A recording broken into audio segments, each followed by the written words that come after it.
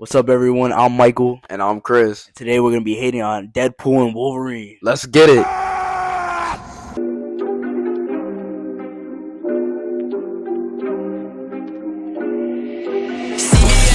Never say I've been on my grind for 7 days. Need a raise, swear to Shut God, up. never be the same. TBH, TBH, yeah, CBA.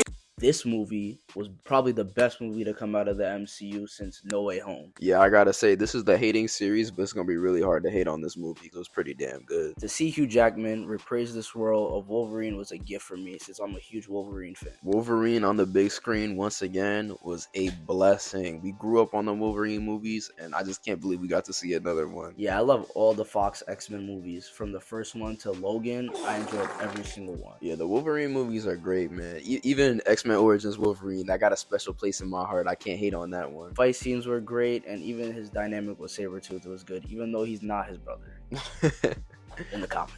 Alright, let's get right into this. To start off, we have Deadpool digging up Logan's grave after he died in Logan. I really love this scene because I saw a lot of people worried that Deadpool would disrespect Wolverine's sacrifice at the end of Logan, and Deadpool, in usual fashion, did not care and disrespected the fuck out of his grave. Yeah, especially the director of that movie. He had some words for the MCU after they did that. It's crazy to think that Deadpool played in his first MCU movie with this one because it was just so refreshing from the MCU content we've been getting. This was just like a completely different movie from what we've been seeing. Yeah, he calls himself Marvel Jesus throughout the whole movie. He might be right. And it's the highest grossing rated R movie of all time. Absolutely well deserved. I thought it was so funny to start off with Deadpool dancing to Bye Bye by Justin Timberlake. Absolutely hilarious. Bro, I literally thought it was fucking hilarious, bro.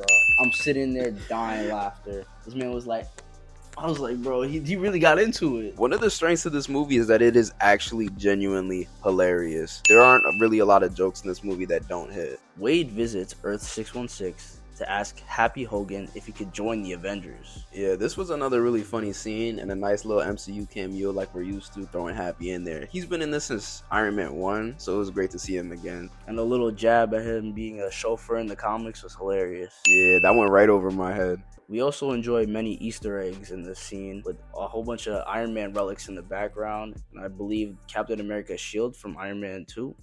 Yeah, it was the shield that he used to prop up the machine to make the new element for the arc reactor in Iron Man 2. There was also the thing from Pepper's desk in Iron Man 2 in the background as well. He holds it down, he's getting mad about it.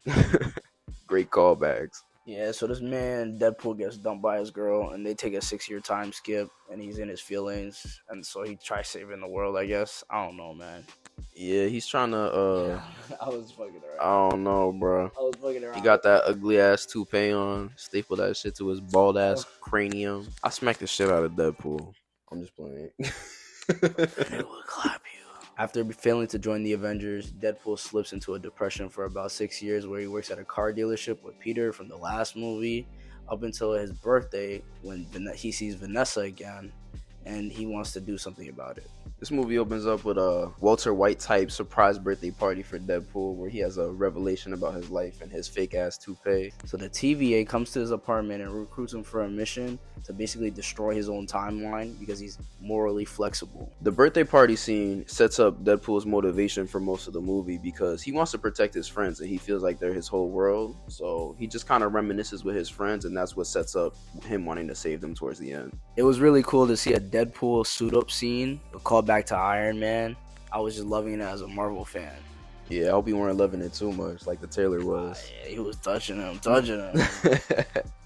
I like this version of Deadpool because sometimes in other media, Deadpool is just kind of like a caricature of comedy. And he kind of lacks depth, you know? He just does the fourth wall breaks and then he makes some jokes and then he does something crude.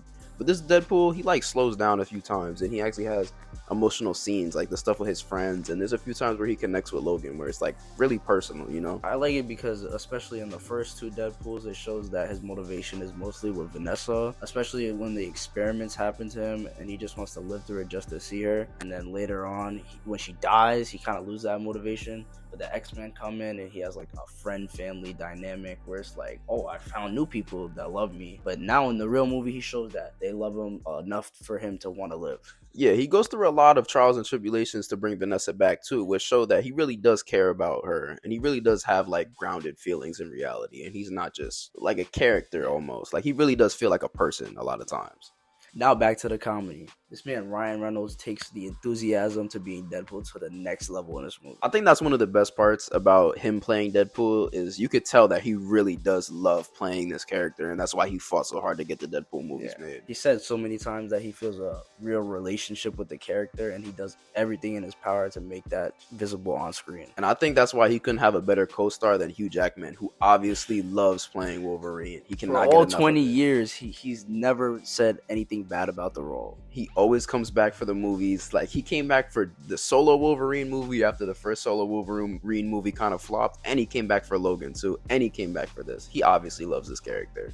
They introduced a new character, Paradox, who is actually a reference to a single She-Hulk comic that I think I've seen, where he's just like some random judge who dies in that comic. So they try to take the character out of context and just add him in, so there's no like backstory to actually get into. So after he explains to Deadpool that his timeline is gonna get destroyed, but he needs to survive to have a love scene with Thor, it looks like. It's actually hilarious. But basically, this man Paradox sends Deadpool down a mission to destroy his own timeline, as I said before. So Deadpool basically starts fighting against the TVA, which seems like impossible after seeing Loki, where they have like basically power over everything when they have the Infinity Stones in the desk drawer and control over time. But Deadpool just takes them down with ease. And I feel like some people might question the anchor being plot line about how Deadpool's timeline is deteriorating because they lost Logan. But I actually do like this plot point a lot because in reality, Wolverine was the anchor of the Fox universe for the cinematic movie. Best character. He was the foundation of it. So it makes perfect sense in reality and in the movie that the timeline couldn't continue without Logan. So Deadpool tries to find a new anchor being after it reveals that Logan was the original anchor being in his timeline. So he goes around and he gets a whole bunch of Wolverine references, comic accurate Wolverine. Yo, this was one of the best sequences in the whole movie. Deadpool basically just goes around finding variants of Wolverine, and they're all just different comic book references. They have a like 5'2" Wolverine, which is comic accurate. Yeah, I love seeing Short King Wolverine. I remember Hugh Jackman got some pushback for being Wolverine in the first couple of movies because he's too tall and handsome. So they had ugly ass, short ass Wolverine in this movie. I love to see that. Short King. We some Short King, so we can't hate. But 5'2" Wolverine, he needed his screen time, okay?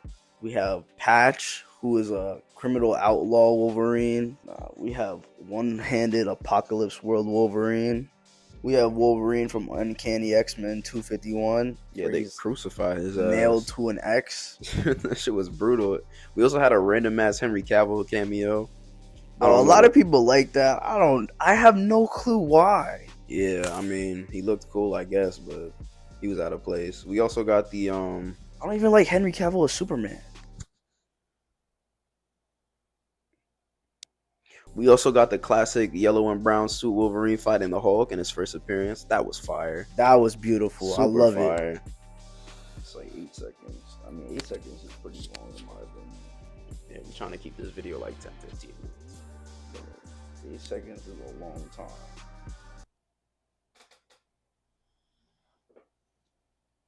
Like and subscribe. Finally, we get to the best Wolverine in this movie, but he's actually called the worst.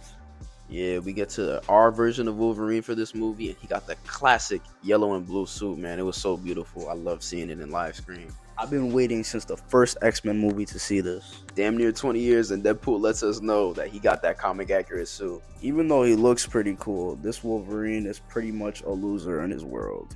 Yeah, they say that this is the loser Wolverine because he let the X-Men die. He couldn't do nothing about it. And then afterwards, later in the movie, they reveal he went on a pretty brutal killing spree in the wake of their deaths. But Berserker mode Wolverine is pretty comic book accurate, if I say so myself. What is going on with the camera? It's like yo, let me say that again? Yeah, let's just do the whole thing again. So Deadpool returns to the TVA with the drunk ass Wolverine variant, and guess what? Paradox doesn't forgive him and save his timeline. He just prunes his ass and sends him to the void. Yeah, so now Deadpool's stuck in the void with a drunk ass loser Wolverine. As soon as they get to the void, Logan's had enough with Deadpool's bullshit, and he just attacks him relentlessly. This is their first fight, and it is so fire. This is what we've been waiting for, a Wolverine and Deadpool team up, and we get to see them fight. And it's not even their last fight of the movie. Wolverine crawls on all fours and stabs Deadpool like this. Like, it was beautiful. Straight berserker mode Wolverine. It was amazing. And Deadpool makes use of his pistols like a master, bro. Deadpool and Wolverine are interrupted by none other than Chris Evans himself, Captain America. I'm waiting for it.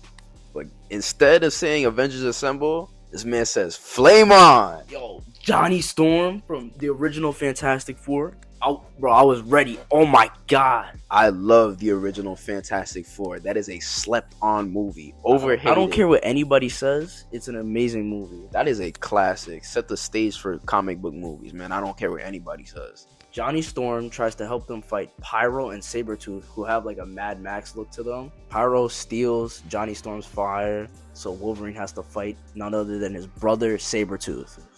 Yeah, and then Wolverine has his long-awaited rematch with Sabretooth, who might be his brother. I don't know how this continuity works, but it was fire anyway. Even with the help of Johnny Storm, they still get captured by Pyro, if you remember from X-Men 2 and X-Men The Last Stand.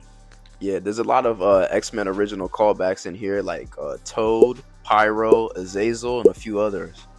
So Pyro takes them back to Cassandra Nova, Charles Xavier's forgotten twin sister hideout. Yeah, and I kind of like how Cassandra Nova is the villain of this. She's not really a conventional Deadpool character, but they do make fun of how nobody cares about her and everybody forgot about her by making her the queen of the void. The first thing she does is rip off Johnny Storm's skin after Deadpool convinces her that he's talked shit about her for like 15 minutes straight. Hey, but he did talk shit about her if you saw the post-credit scene. Cassandra Nova shows off her strong ability of telekinesis and telepathy against Wolverine, and she just talks to Deadpool for a little bit. Yeah, she's basically invincible. Wolverine even gets a sneak attack on her, and it does no damage. Yeah, she's like invulnerable. She can just manipulate matter. I also like how her hideout is an Ant-Man, Giant Man variant. Yeah, that was pretty cool. But we saw some of that in the trailer, so we already seen it coming. I saw a dumbass fan theory about how the mistaken Ant-Man in Endgame is actually that variant. Yeah, it's an editing mistake, bro. Stop reading into it so much. That's why MCU fans are the most annoying fans in the world. Once you get back to the hideout, you see a whole bunch of forgotten characters. Juggernaut, Deathstrike, the Russian, and Bullseye. So basically, Cassandra Nova is in charge of the Void, and she doesn't want Wolverine or Deadpool to leave. There's a bunch of Deadpool variants in the Void, but there aren't a lot of Wolverine ones, so he's special. And she digs inside Deadpool's brain and finds out the reason why Vanessa left him. Bro, the scenes of her digging in people's brains are so nasty. She literally fingers their heads. Disgusting work. Jesus Christ. There's also a nice little Loki callback where Goliath is the storm still in the void that comes to destroy things that are sent there. They actually tell you exactly which episode he's from. Deadpool definitely knew you forgot what episode it was and who Goliath was, so he gives you the little recap. I didn't. Loki was good, man. I didn't forget either, but maybe y'all did. When Goliath is attacking the hideout, Wolverine decides to take I believe, Iron Man leg, or it's a... I think it was a Sentinel. Yeah, probably a Sentinel leg to escape, and he invites Deadpool to go along with him. Yeah, because the universes got pruned, that's probably an X-Men Days of Future Past reference right there. So they fly away and they land on a cliff where they meet Nicepool. Nicepool is basically like the perfect, handsome, Ryan Reynolds version of Deadpool, and he's super weird. But he brings along Dogpool. Yo, Dogpool was hilarious. When he was licking in Deadpool's mouth, I had to look away, but it's actually funny. Bro, Dogpool was disgusting. I don't want to hear that. So Nicepool decides to help them out because he's Nicepool. So he gives them a car and he warns them about the Deadpool colony that's living in the void. He gives them a Honda Odyssey and they beat the shit out of it. Yeah, so they drive to a diner because Wolverine's hungry and they find some Spam and this man drinks rubbing alcohol. And they bond for a little bit. Wolverine just got to fix that addiction right there. This is Wolverine at his lowest, so it's no surprise that he's drinking constantly. Yeah, Deadpool tries to pry into why he's like this, but he gives up nothing. I feel like that's really in character. I've seen some people say that Logan was a little flat in this because he didn't talk a lot, but it's Logan, man. He doesn't talk a lot. He's not going to start telling you about his feelings. He was great the whole movie. I don't know what they're talking about. Beautiful. Nicepool also gave them direction to a hideout in which the Resistance is hiding, basically. Yeah, so Deadpool and Wolverine make their way over there until they stop and have a fight in the car. So in the Honda Odyssey, basically Logan has enough of Deadpool's talking and he just unloads on him. He tells him everything wrong with him and his life, and he just gets super mad that he just starts beating the crap out of Logan. Deadpool promised Wolverine that if he helped him, he would erase the mistakes of his timeline through the TVA, and once Wolverine finds out that that's not true, he just starts wilding on the man. They fight until Wolverine is passed out, and he actually seatbelts Deadpool to the wall of the car. Yeah, and this is the part of the movie where Wolverine loses his sleeves in the fight, and you finally get to see that classic sleeveless Wolverine look after this scene. Nice transition. Amazing. But this car actually gets stolen by X-23, who brings them back to the Resistance hideout. Yeah, bro, you're not supposed to tell them. Hey, I'm getting excited. Once you get back to the hideout, you find that Blade, who's Wesley Snipes, Gambit, who's Channing Tatum, Jennifer Gardner, who's Elektra, and X-23 have formed a team to battle against Cassandra Nova. This was such a fire scene. I did not expect to see Wesley Snipes back in this. I guess they got him to pay his taxes. And they made a nice reference to that Channing Tatum Gambit movie that got canceled. And then Jennifer Gardner's irrelevant ass Elektra made an appearance too. The best person to see in this scene was definitely X-23, who had a fire connection with Logan going forward from this point. Yeah, she's actually X-23 from Logan. Wolverine decides that he doesn't care what they're doing. He's just going to get drunk in the corner. While Deadpool actually gives them a motivational speech. And he leaves out the part where he killed Johnny. But they form basically a plan to infiltrate Cassandra Nova's base and take Juggernaut's helmet and put it on her head so they can block out her telepathy. They also tell you that she clapped Magneto and melted his helmet.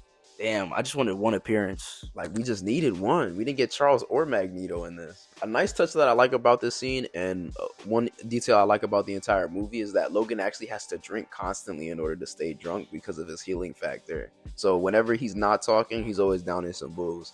So we get an amazing fight scene. The entrance song, Bring Him Out, Jay-Z, bro, it was so nice. I loved it. So this man, Wesley Snipes, pulls up with the Punisher's bazooka and blast open the Ant-Man gates. So the Resistance team pulls up to Cassandra Nova's base, ready to fight, and the last person to hop out of the car is none other than Wolverine, who was initially reluctant to go until he was convinced by X-23 that it was the right thing to do. Yeah, she basically tells him that in Logan, he was kind of the same, but in the end, he came through for everybody. And that's just like classic Wolverine. He's not always the right man for the job, but he always gets it done and he always comes through for his friends. That is the GOAT right there. After infiltrating the base, we see a full-scale battle between everybody where we see everybody's original skills from their movies, except Gambit, who got booted. Wesley Snipes puts on his best Blade performance, using that sword, showing them skills. And I like Gambit's moves a lot. Yeah, Gambit is a cool character, and I really wish he did get some kind of continuity. But man, Channing Tatum's accent was horrible, so maybe it was good that they scrapped it. Woo, I'm about to make a name for myself here. We get to see Wolverine and Deadpool fight side by side against the soldiers, where they work well together. Yeah, a collaboration we've been waiting for years, and it really does pay off. There's also a nice callback where X-23 puts on her sunglasses before the fight starts. It's a nice little callback to Logan. Man, I love that movie. It's got to be one of the best comic book movies of all time. So you find out that this version of Logan was basically drunk at a bar somewhere when humans came to attack the X-Men, killing all of them. And then he went on a rampage to kill random humans, not even the bad ones that killed them, just anybody in sight. A little Anakin Skywalker. Not just the men, but the women and the children too. Yeah, I really like this version of Logan, to be honest. Like, he doesn't say his backstory right away, which is really in character for him. And when you find it out, it's tragic, it's heartbreaking, and it shows his darker side, which is something that Logan always had. It's good for the plot. It's great for the plot. Inside, you find out that the plan was to get X-23 to take down Juggernaut, get the helmet, and put it on Cassandra Nova, dampening her powers. At this point, you find out that Pyro had a deal with Paradox to shoot Cassandra Nova, which was kind of super random. The movie had a good plot, but this was just a random ass plot point that happened. Yeah, they're telling you that Paradox wasn't a threat enough to Deadpool and Wolverine, so they try to switch it to Cassandra Nova. Either way, Wolverine makes an appeal to Cassandra Nova's lighter side, talking about Charles Xavier and what he would have wanted, and she eventually lets them go.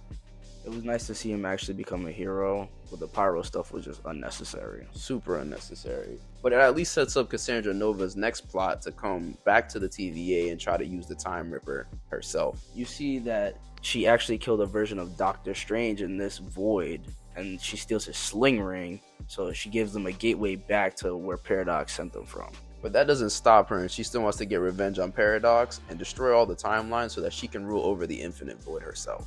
Sadly, they leave the Resistance behind.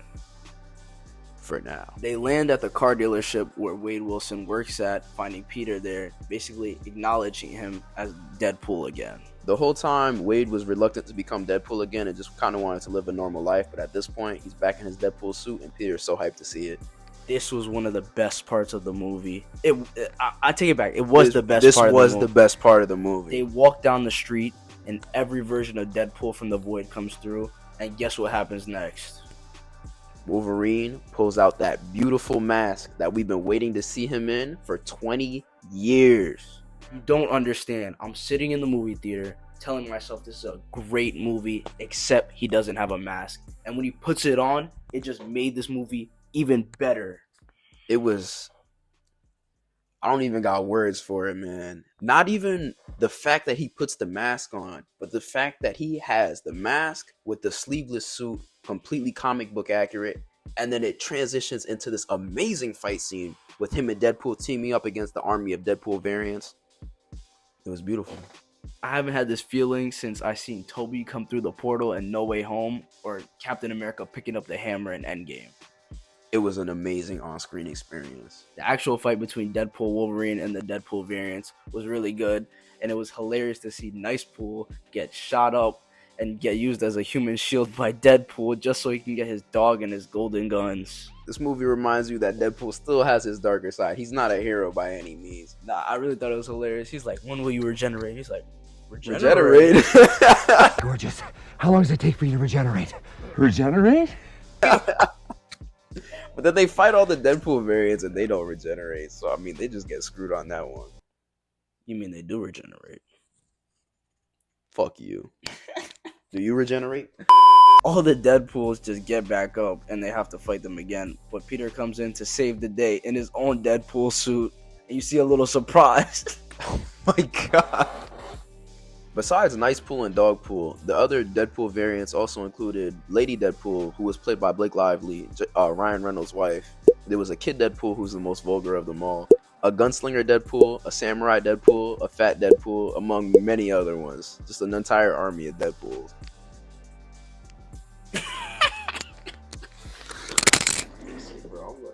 At the same time, Cassandra Nova decides to come to their timeline to take over Paradox's plan to use the Time Ripper to destroy the timeline. But with a twist, she wants to destroy every timeline, so they go to the void with her. Yeah, she wants to continue ruling the void with the Wolverine variant and no other timelines to interfere. Wolverine and Deadpool basically have to team up with Paradox to take her down. Yeah, I wouldn't really call it a team up. It's more like they walked in, they said, give us the reins to the mission, and Paradox just had the quiver in the corner. But we get this very, very fire Deadpool and Wolverine team up at the end, where they have to shut down the machine by mixing antimatter and matter to blow the whole thing up. There's a catch to this plan. Whoever shuts down the Time Ripper dies completely. There's no regenerating from that. So initially Wolverine wants to sacrifice himself because the whole plan was for Deadpool to save his friends, and he can't be with his friends if he's dead. And Wolverine doesn't even have anyone left because everybody in his timeline died already. So he wants to go first. Deadpool hits him with a fire extinguisher and runs in there trying to be the hero type for once. Deadpool almost shuts the machine down, but he can't reach far enough across to turn it off by himself. That's when Wolverine comes in and busts down the door. Sticks his claw right in the machine, grabs Deadpool's hand, and they both, it's beautiful. They got the Madonna track in the background going crazy. Yeah, this man Logan rips his shirt off for all the fan service. Yeah. So both of them decide to sacrifice themselves to being a true hero for once in their lives. Deadpool finds his purpose finally by being able to sacrifice himself for the greater good, and he has a little help by the Go himself, Wolverine. Yeah, so this team up was amazing, and it ends spectacularly.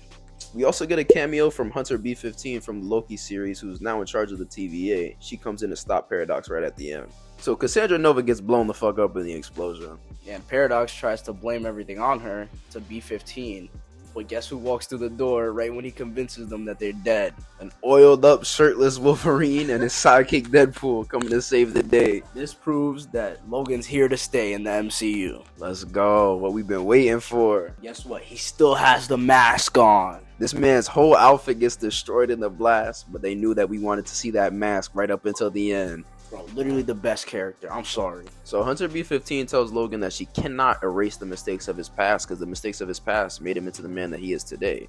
But she does tell him that she can save the variants that helped them in the void, like Wesley Snipes, Jennifer Gardner, and X-23. She also has some weird type of relationship with Peter. Yeah, I don't know. That was strange. B-15 decides to leave Logan in this timeline because he's actually the anchor being. And after this, they go and get shawarma, a nice Avengers reference. After this team up, you think their friendship is over, but Deadpool decides to invite Logan to live with him. And the movie ends off with Deadpool and Wolverine having a nice little housewarming party where Deadpool starts to talk to Vanessa again and maybe rekindle their relationship. This movie was absolutely beautiful, hilarious, and action-packed. I loved every moment of it, and hopefully they do more of this in the future. Yeah, I know we're supposed to be the haters, but today we can't do that. Today we cannot do that. This movie was absolutely amazing from start to finish. The only complaints I could maybe have is about the pyro betrayal of Cassandra Nova in the middle, and maybe Cassandra Nova switching yeah, her motives were not it. Her motivation kind of switches halfway through, where at first she just wants to rule the void, but then she wants to destroy all the timelines and make everything into the void. It's a little inconsistent there, but I was tired of the multiverse theme, but this brought me right back in. I really loved what Deadpool said about the multiverse thing being overplayed, and it gives me hope that this is the last we'll see the multiverse in the MCU, but you never know. They were really self-aware of their past mistakes, but they made it into a comedy in this movie. Deadpool is the perfect character to point out the flaws of the MCU while keeping it lighthearted and fun. He definitely knows how to say that something's going wrong without saying it and make it even better in the process. Lastly, I can just say this team up was waited for years, and I loved it. I absolutely loved it. We don't usually give rankings, but I think on this occasion, we got to give Wolverine and Deadpool a 9 out of 10. At least a 9 out of 10. Movie was absolutely beautiful, full of nostalgia, full of action. It was just a ride from start to finish. Thank you guys so much for tuning in today. I hope you enjoyed it, but to be honest, I don't care. I'm not here to entertain you. Hey, we're professional hating, and hating is what we do. If you want us to hate on something you love, leave it in the comments below. I'll absolutely destroy it. Hey, 20 likes, and we'll review the other 2 Deadpool movies, and maybe even some Wolverine movies. And remember, go fuck yourself. Go fuck yourself.